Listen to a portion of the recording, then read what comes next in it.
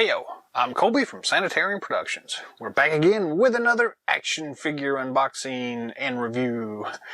In today's episode, we're taking a look at the Dragon Ball Z Piccolo. So this is from the Dragon Stars series, Super Dragon Ball Z. I don't know. I'm honestly not all that much of a Dragon Ball Z collector. But I had a request from one of our viewers, so this is going out to them. Appreciate viewing always. Piccolo, this is the caped version. Very cool looking box here anyways. This comes from Bandai. Very nice looking. On the back we have some of the other characters here in the series. We've got Super Saiyan Goku, Super Saiyan 4 Vegeta, the caped version of Piccolo, Super Saiyan 4 Gogeta, Krillin, and Super Saiyan Gohan. Very cool. I guess this is technically Series 13.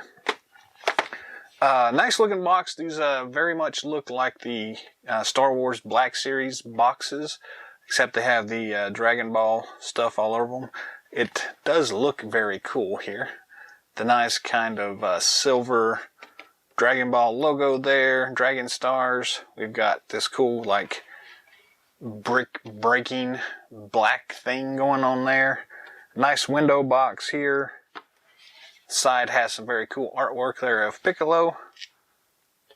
And the bottom has the Dragon Ball logo.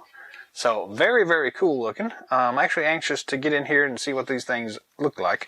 So let's go ahead and tear this thing apart, I guess, here. So we got a couple of pieces of tape here at the top or at the bottom, depending on how you want to open it. So I guess I'm going to go in from the bottom here. So two pieces of tape. We'll slice those open. These things are retailing around $20, thereabouts. I've got a terrible Walmart, so we don't see very many of these things. I actually got this from Amazon, and I think it was like 15 bucks or so.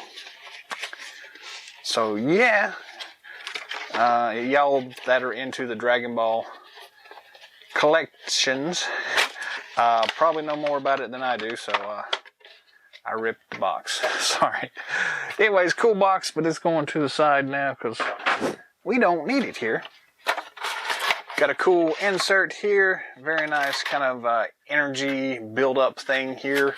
That's also going to the side here.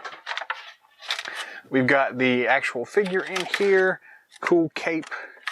Some accessory hands here. So let's go ahead and pop these out. Try not to lose them.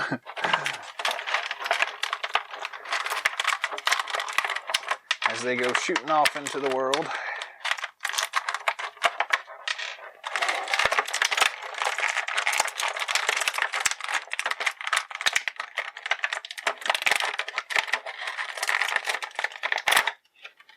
Actually comes out pretty nicely there. We'll get rid of the packaging now since it's not really needed anymore. And there we have the figure, and we've got 3 additional hands. Looks like left and right of the kind of clawy hands, and then 1 extra pointing hand, and then the closed fist hands he's got here. So very cool. Let me go ahead and zoom in just a little bit here so we get a little bit better look. Readjust this light just a tad, and there we go. That's probably good enough, ain't it? So let's just start with here these hands. We do have these claw hands, right and the left, or the grappling hands, or however you want to look at them. Very nice. Does have the standard kind of peg system here, so you just take your hands, pop these off like so, and then peg those back in, and actually go in there pretty easily. I say as I don't quite get it in there, but it's also got the rotator in there, so just be mindful of that. You may have, I don't know, I've not actually done much with these Bandai figures before, so I don't know how durable they are. But so far it seems to be holding up pretty well. But yeah, super interchangeable hands there. So there's the claw hand, and then we also get the pointy hand. Very nice. Got a little bit of detail in there. So very cool. But yeah, they just pop out and yeah, swap them out however you want. So looking at the figure itself, he does come with his cape, and it looks really nice here as far as the figure itself goes. The cape is removable, but I think you gotta pull the head off. We're gonna try that first anyways.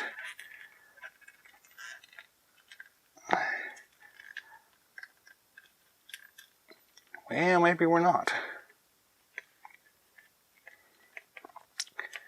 The head, bear with me a second here. These are, again, the first time I've been messing with these.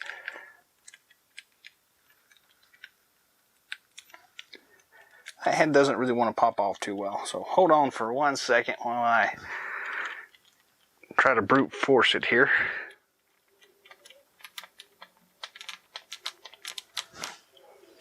Yeah, that's on there pretty well.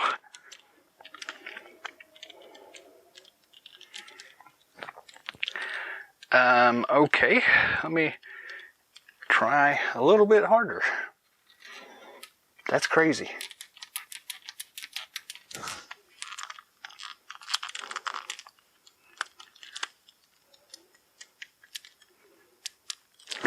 That is really stuck on there. So I guess we're going to review it with it on there, with the cape still attached. Again, this is a great looking figure here. It has they've done a great job of capturing that essence of Piccolo from the show. We'll zoom in here on his head a little bit there. Very cool looking. Again, nice bright white here. I know I'm blowing out the highlights on this thing, so you probably can't see much of the detail. Let me actually dial this down a little bit. There, so you can see they actually do have quite a bit of detail here in the actual folds of his cape. Very nice looking, very cool. Lots and lots of cool stuff going on there. And lots of detail on all his clothing here. Very nice. We'll jack the light back up here now. Good paint job on this thing. So we have a standard 360 articulation on the head itself. It's got a little bit of forward and backward motion, but he's kind of stuck glaring down. His head doesn't go back very far. So it's pretty reminiscent of some of the shots in the show there where he's kind of glowering into his cloak. I don't know if that's the right way of putting it, but that's kind of the way it's coming across. He's very intimidating looking here. You know, not looking up, looking down, mean face, all that good stuff. A lot of good detail here in the face sculpt. The ears look really cool. Very nice looking. We do have a standard ball and swivel at the shoulder joints. His clothing there doesn't really limit anything whatsoever there. And it's just weird that it's kind of, you just got to move it the right way and then it swivels all the way around. So that's very cool. It also has a swivel here at the top of the bicep.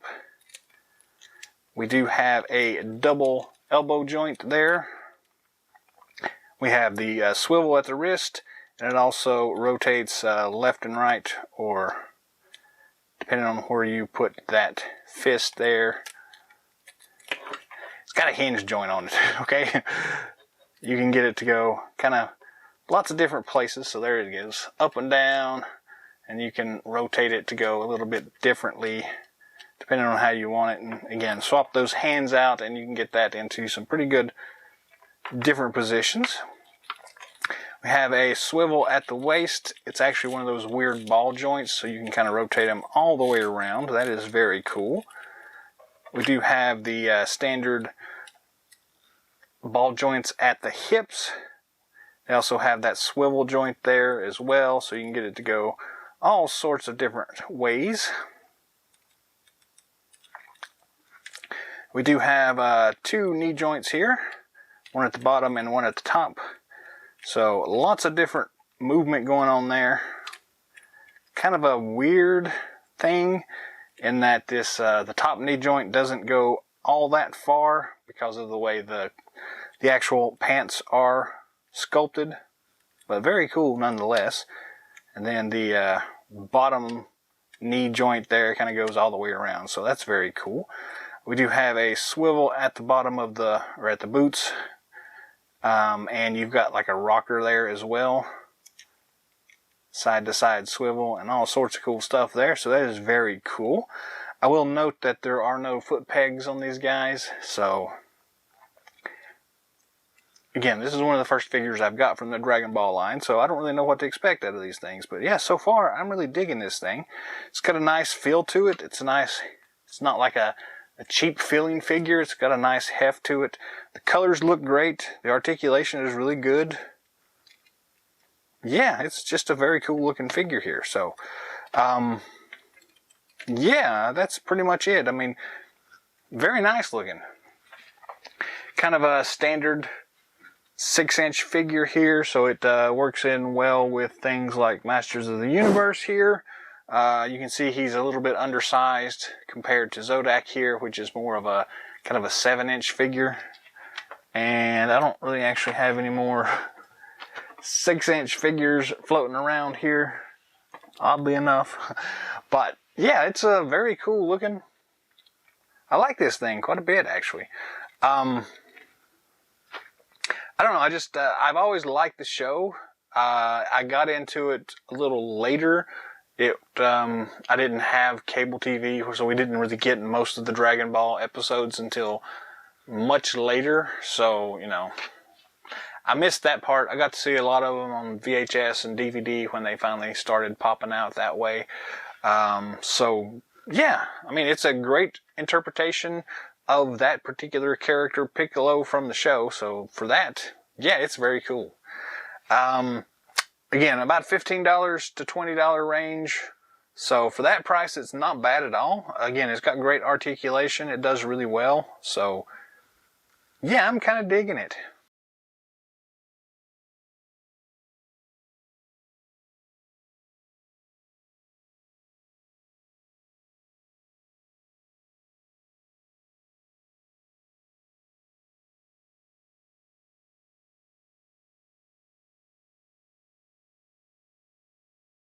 That's all the time we've got for today, so thanks for watching. Drop some comments down below. Let me know what you think of this Piccolo, the caped version from Dragon Ball.